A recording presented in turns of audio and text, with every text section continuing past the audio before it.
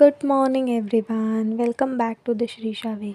आजचा ब्लॉग थोडा वेगळा आहे कारण आज आम्ही श्रीशासोबत बाहेर प्रवासासाठी निघालो होतो आणि हा तिचा पहिलाच असा लांबचा कार प्रवास आहे. त्यामुळे आम्हाला खूप एक्साइटमेंट आहे आणि त्याचबरोबर थोडी काळजी पण आहे की श्रीशा हा प्रवासामध्ये व्यवस्थित राहील ना, त्रास तर देणार नाही ना, रडणार तर नाही ना, प्रवास एन्जॉय तर करेल ना, ह्याची काळजी पण आहे आणि एक्साइटमेंट पण आहे तिच्यासाठी. सो सकाळी उठल्यापासून सगळी तयारी सुरू झाली. प्रवास जरी असला तरी घरची कामं थांबत नाहीत, म्हणून आधी थोडी आवराआवर करून घेतली. घर नीट ठेवून बाहेर पडलं की बरं असतं, कारण मग आल्यानंतर सगळा पसारा बघून कंटाळवाणं वाटतं आणि प्रवासातून आल्यानंतर आधीच आपण खूप थकलेलो असतो. आलो की आधी फ्रेश होऊन पडावं असंच वाटतं. त्यामुळे घरातून आवराआवर करून गेलेलं बरं असतं. त्यामुळे कामं घरी आल्यानंतर साचलेली पण नसतात. सो आधी ते करून घेते आणि इथे मी खूप हळुवारपणे कामं करत आहे.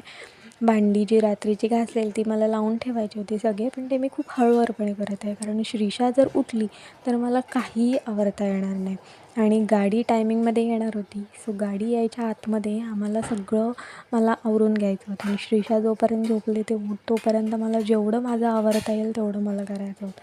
कारण उठल्यापासून बरीच कामं होती, जसं की श्रीशाची बॅग पॅक करणं, तिच्यासाठी जेवण वगैरे करणं, आमच्यासाठी नाश्ता करणं.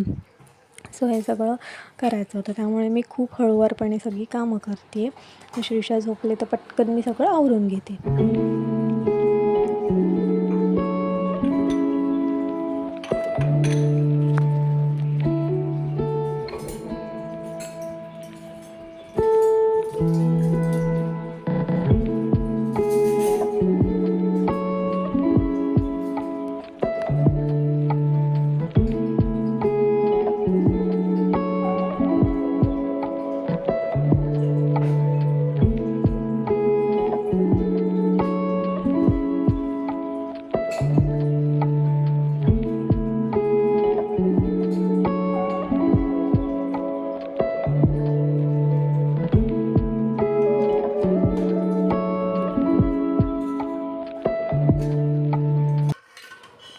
प्रवासात जरी बाहेर गेलो तरी भूक तर लागणारच, खावं तर लागणारच.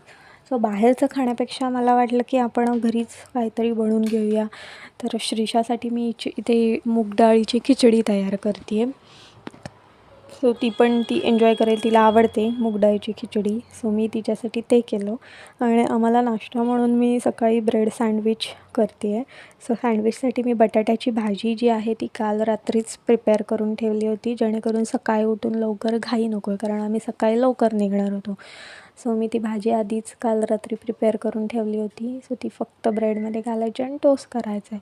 सो असं सँडविच आणि चहा असा आमच्यासाठी नाश्ता आणि श्रीशासाठी खिचडी तयार करून घेणार.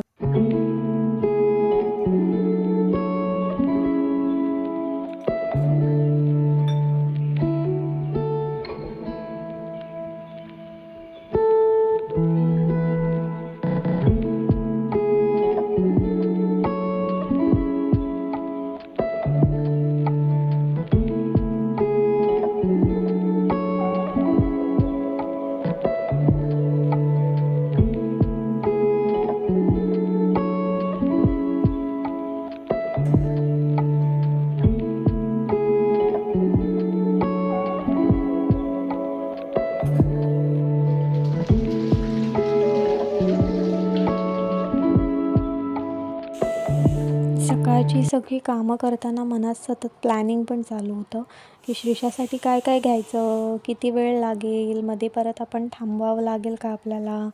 पण त्या सगळ्या गडबडीत पण एक वेगळीच एक्साइटमेंट होती. तर इथे मी श्रीशाची बॅग पॅक करते आहे. सो श्रीशाबरोबर प्रवास करताना तयारी जास्तच लागते, कारण तिचे एक्स्ट्रा कपडे, डायपर, वाईप्स, तिचे आवडते खेळणे, तिच्यासाठी खाऊ, तिच्यासाठी पाणी, हे सगळं घ्यायला लागतं. कारण जर श्रीशा कम्फर्टेबल असेल तरच प्रवास स्मूथ जाईल. जर तीच कम्फर्टेबल नसेल तर आम्हालाही प्रवास करता येणार नाही, कारण तिचाच मुळात हा पहिला कारने लांबचा प्रवास आहे. सो ती कम्फर्टेबल असणं गरजेचं आहे. सो तिच्यासाठी सगळी तिच्या ज्या गरजेच्या वस्तू आहेत त्या घेणं गरजेचं आहे. सो हे सगळ्यात मोठं काम होतं, जे मला सगळ्या गोष्टी आठवणीने विचार करत करत घ्याव्या लागल्या सगळ्या गोष्टी. सो अशा तिच्यासाठी मी सगळ्या गोष्टी पॅक केल्या होत्या. आणि ते सगळी महत्त्वाची मोस्टली घरातली ऑलमोस्ट कामं झाल्यानंतर मी तयार व्हायला घेतलं. मी अंघोळी केली आणि मी तयार केले. सगळ्यांचं झाल्यानंतर शेवटी माझी वेळ. सो आई म्हणून नेहमी स्वतःला शेवटीच तयार करावं लागतं. सगळं आवरून सगळं झाल्यानंतर मग मी रेडी होते. तर आज पण मी थोडी रेडी झाले, कारण हा श्रीशाबरोबर आमच्यासाठी पण हा एक्सायटिंग दिवस आहे. कारण श्रीशा पहिल्यांदा मोठी झाल्यानंतर असा प्रवास करणार आहे. सो एक्साइटमेंट होती. सो त्याच्यामध्ये मी थोडं तयार होत होती.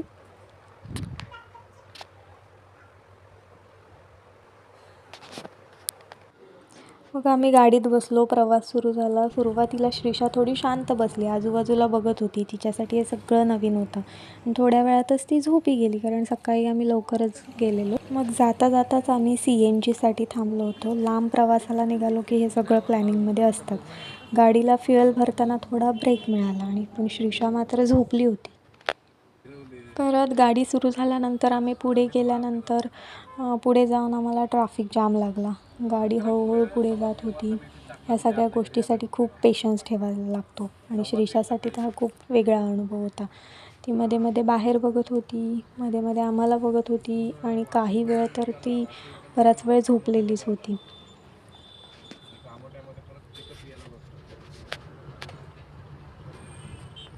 असं मस्त ट्रॅव्हलिंग सुरू होतं. श्रीशासाठी तर हा नवीन एक्सपिरियन्स होता. पण सकाळी आम्ही पहाटे लवकर निघाल्यामुळे श्रीशा तर झोपलेलीच होती. सो तिला अजून तरी हे काही एक्सपिरियन्स करता येत नाही आहे, कारण ती खूप झोपेतच आहे अजूनही.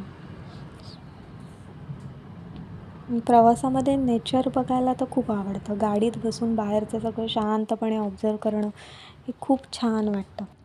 आणि मग काही वेळाने श्रीशाची झोप पूर्ण झाल्यानंतर ती उठून बघते, अरे हे काय, आपण कुठे आहोत, काय आहे, कुठे चाललेलो आहोत. ती एकदम थोडी कन्फ्यूजच झाली. आणि झोप पूर्ण झाल्यानंतर तिची तिच्या डॅडाबरोबर मस्ती सुरू झाली. गाडीत बसूनही तिची एनर्जी लेवल काही कमी नव्हती, कारण ती खूप एक्सायटेड दिसत होती. तिला खूप छान वाटत होतं की अरे आपण रोज झोपून उठलो की घरीच असतो, आणि आज आपण काहीतरी वेगळं अनुभवतो आहे. ह्याचा आनंदच काहीतरी वेगळा होता. तर कधी ती हसत होती, कधी आवाज करत होती, कधी ती आमच्याकडे बघते, हे सगळं तिचं सुरू होतं.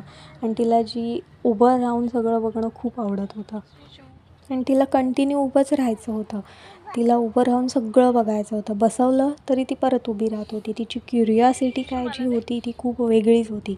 हा तिचा पहिलाच असा प्रवास होता, आणि तिची प्रत्येक गोष्ट तिच्यासाठी खूप एक्सायटिंग होती. आणि ती पण खूप क्युरिओसिटीने सगळ्या गोष्टी बघत होती, आणि सगळ्या गोष्टी खूप ऑब्झर्व करत होती. आणि थोडं खायला दिलं की अजून मूड तिचा खूप छान होतो. आधीच झोपून उठलेली, त्यामुळे एनर्जी फुल ऑन होती तिची, आणि खायला दिल्यामुळे अजूनच. त्यामुळे एक चिप्स तिला दिलेलं खाण्यासाठी, सो ती ते एन्जॉय करत होती मस्त.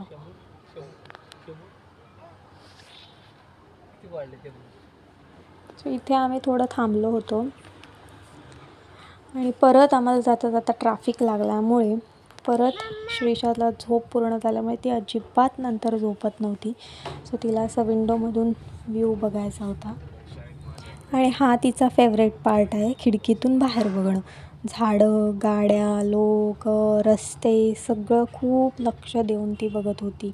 तिच्या डोळ्यामध्ये खूप क्युरिओसिटी होती की आपण कुठे चाललेलो आहोत, हे काय दिसत आहे, सगळे मागे का जात आहेत, हे सगळ्याला खूप ती ऑब्झर्व करत होती. आणि ते बघताना आम्हाला खूप छान वाटत होतं. सुरुवातीला वाटलं की अरे ही झोपून राहिली, ही प्रवास एन्जॉय करेल की नाही. एकतर पहिल्यांदा लांब चाललेली आहे, सगळ्या गोष्टी एक्सप्लोअर करणं तिने आमच्यासाठी खूप आम्हालाही वाटतं तिने सगळ्या गोष्टी एक्सप्लोअर कराव्यात. सुरुवातीला ती झोपलेली, पण उठल्यानंतर मात्र ती सगळ्या गोष्टी खूप छान प्रकारे ऑब्झर्व करत होती, खूप एन्जॉय करत होती.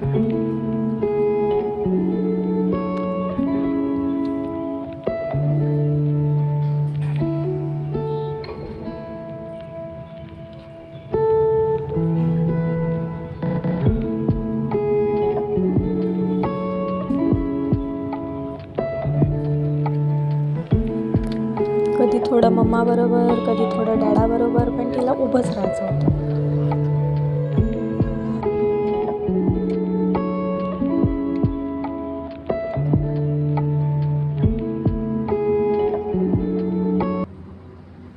श्रीशाला बसायचं तर मुळात नव्हतं. तिला उभं राहूनच सगळ्या गोष्टी खूप ती एन्जॉय करत होती.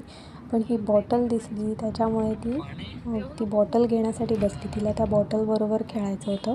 ती बॉटल ओपन करून द्यायला सांगते की मला ह्यातलं पाणी प्यायचं आहे, असं तिचं सुरू होतं.